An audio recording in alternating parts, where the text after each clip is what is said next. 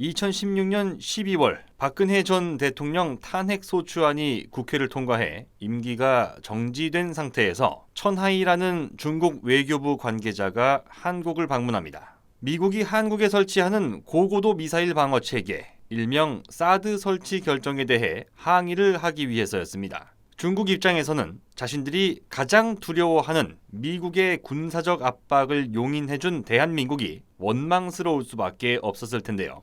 하지만 한국을 방문한 천하이는 소국이 대국에 대항해서 되겠냐는 희대의 망언을 남겨 상식을 벗어난 외교적 결례를 범하고야 말았습니다. 2015년 박근혜 전 대통령이 국내외 온갖 만류에도 불구하고 구소련 사회주의 공산국가들만 참석하는 중국 전승절 군사 퍼레이드 행사까지 참가했으나 중국의 무례한 대응은 지금까지도 도마 위에 오르고 있는 상황입니다.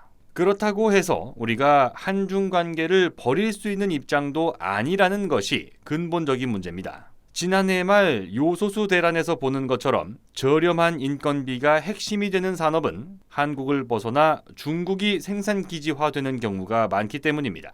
게다가 중국은 국내 기업의 제품이 수출되는 주요 창구입니다. 지난 2021년 기준 대한민국 수출의 25.3%를 중국이 차지하며 수출 1위 국가에 올라 있는데요. 이는 14.9%를 차지한 2위 미국보다 10%포인트 이상 높은 수치입니다. 하지만 우리나라를 포함해 전 세계 모든 국가들의 입장에서 중국이 휘두르는 무기 가운데 가장 두려워하는 것은 따로 있는데요. 바로 히토류입니다. 히토류는 흔히 접하기 어려운 원소 기호를 쓰는 네오디뮴, 란타넘, 세륨, 스칸듐 등 17개 소재를 통칭하는 표현인데요. 첨단 전자제품이나 친환경 전기차, 스텔스 전투기와 같은 첨단 방위 산업 분야에 없어서는 안 될 핵심 재료지만 전 세계 매장량의 70%가 중국에 묻혀 있고 그 가운데서도 대부분이 중국 본토가 아닌 신장 위구르 자치구와 티베트 자치구에 매장된 것으로 알려져 있습니다. 그런데 사실 히토류가 귀한 대접을 받는 이유는 희귀하기 때문이 아니라 생산 과정에서 겪는 부작용이 너무 크기 때문입니다.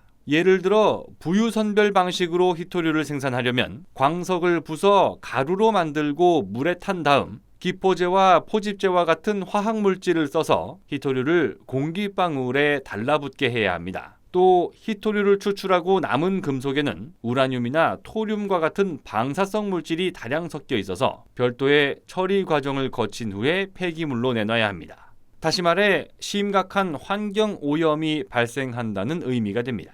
한반도 광물자원연구센터 양민호 이사장이 지난 2019년 국내 언론에 기고한 내용에 따르면 히토류 금속 1톤을 추출하는 과정에서 독성가스 6,300만 리터, 산성폐수 20만 리터, 방사성 물질이 포함된 폐수 1.4톤이 발생하는 것으로 알려져 있습니다. 그래서 대부분 선진국은 적극적인 히토류 개발 사업에 나서지 않고 차라리 중국산을 수입해서 쓰는 것이 낫다고 판단한 겁니다. 그리고 중국은 히토류 생산에 따르는 각종 부작용을 뒤로 한 채 자원을 무기화하는 전략을 선택한 건데요. 이를 막고자 세계 각국은 이미 만들어진 제품에서 히토류를 다시 회수하는 재활용 기술을 연구하고 있지만 그것조차 쉽지 않은 상황이었습니다. 그런데 이번에 국내 연구진이 버려지는 산업 폐기물에서 히토류만 다시 추출할 수 있는 흡착제를 개발하는 데 성공했다는 소식이 들려왔습니다. 지난 1월 19일 한국연구재단이 내놓은 보도자료에 따르면 광주과학기술원 신소재공학부 권인찬 교수 연구팀이 제철소에서 철강 제품을 만들고 남은 철강 슬래그에서 80% 이상의 히토류를 다시 회수할 수 있는 단백질 흡착제를 개발하는 데 성공했습니다. 이 흡착제는 두 가지 특성을 가진 단백질을 융합해 만든 것으로 전해졌는데요. 히토류에만 선택적으로 붙었다 떨어지는 단백질과 온도에 따라서 뭉쳤다가 풀어지는 성질을 가진 단백질을 합친 겁니다.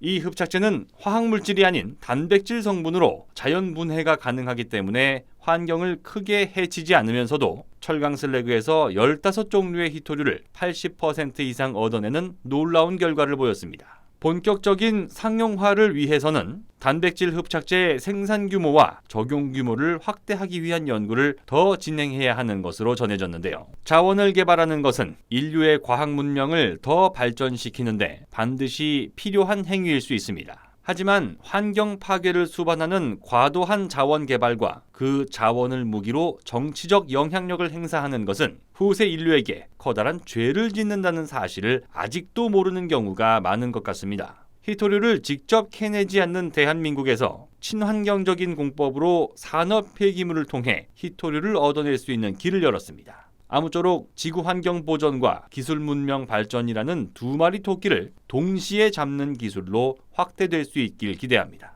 곧 새로운 내용으로 다시 찾아뵙겠습니다. 좋아요 버튼과 구독 버튼을 눌러주시면 더 좋은 내용으로 보답하겠습니다. 감사합니다.